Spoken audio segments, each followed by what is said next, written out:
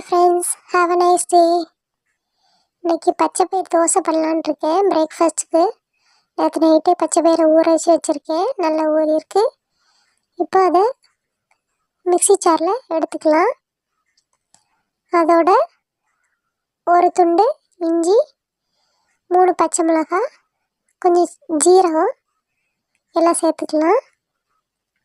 என்கிட்ட கொஞ்சம் மீல் மேக்கரும் இருக்குது, அதையும் அதோட ஆட் பண்ணிக்கிறேன். கொஞ்சமாக தண்ணி ஆட் பண்ணி அரைச்சிக்கலாம். கொஞ்சம் கொஞ்சமாக ஆட் பண்ணிக்கோங்க. நிறைய தண்ணி விட்டுட்டிங்கன்னா தோசை வராது. நானும் ஃபஸ்ட்டு நிறைய தண்ணி ஆட் பண்ணி அரைச்சிட்டேன். என்கிட்ட கொஞ்சம் பச்சை பயிர் அதிகமாக இருந்ததுனால கரெக்டாக வந்துட்டு. நானும் இந்த ரெசிப்பியை யூடியூப்பில் பார்த்து தான் கற்றுக்கிட்டேன். நல்லா இருக்குமோ இருக்காதுன்னு ஒரு டவுட் இருந்தது.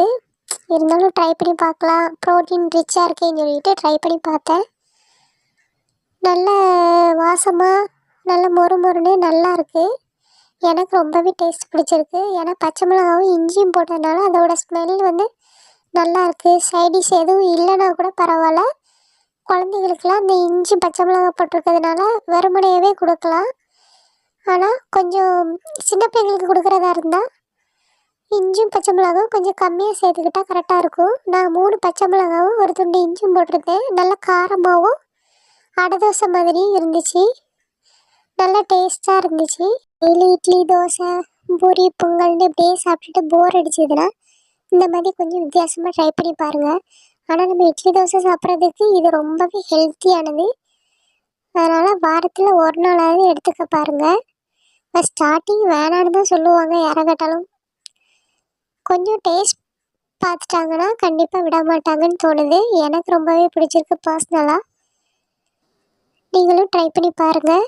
பிடிச்சிருந்தா கமெண்ட் பண்ணுங்கள், லைக் பண்ணுங்கள். என்னடா ரொம்ப நேரமாக அரைச்சிட்ருக்க மாதிரி இருக்குன்னு பார்க்குறீங்களா? 2-3 வாட்டி போட்டு எடுத்து நிறைய ஊற வச்சுட்டேன். நான் ஒரு 200 கிராம் எடுத்து ஊற வச்சேன். அது ஊறினதும் ரொம்ப அதிகமான மாதிரி தருது. நான் ஒரு 2 டேஸ்க்கு வச்சு சாப்பிட்டுக்கிறேன். அதை இன்றைக்கி ஒரு மிஸ்டேக் பண்ணிட்டேன். ஜீரகம் சேர்க்க மறந்துட்டேன். பாதி கிரைண்ட் பண்ணிகிட்டு இருக்கும்போது தான் ஞாபகம் வந்துச்சு. அப்புறம் எடுத்து ஜீரகத்தை ஆட் பண்ணேன். வீடியோ எடுக்கிற கான்சியஸ்னாலையா என்னன்னு தெரியல, சில நேரம் மறந்துடுறேன். லேட்டாக தான் ஞாபகம் வருது. உடனே அரைச்சி உடனே சுட்டுக்கலாம். அதில் ஒரு ப்ளஸ் இருக்குது நமக்கு.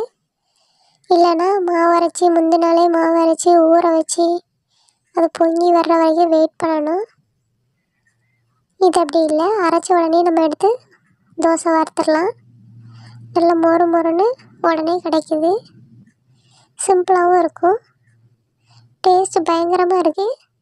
ட்ரை பண்ணி பாருங்கள். மாவாக எடுத்தாச்சு அரைச்சி. கொஞ்சம் உப்பு மட்டும் ஆட் பண்ணிவிட்டு அதோட இனிமேல் கலக்கி எடுத்து தோசை வார்த்துற வேண்டியதான். ஹெல்த்தியாக சாப்பிட்ணும், வெயிட் லாஸ் பண்ணணுன்றவங்களாம் இந்த தோசையை வந்து கண்டிப்பாக சாப்பிடலாம். கம்மியாக ஆயில் விட்டு தோசை வார்த்திங்கன்னா ரொம்பவே பெனிஃபிட் நமக்கு.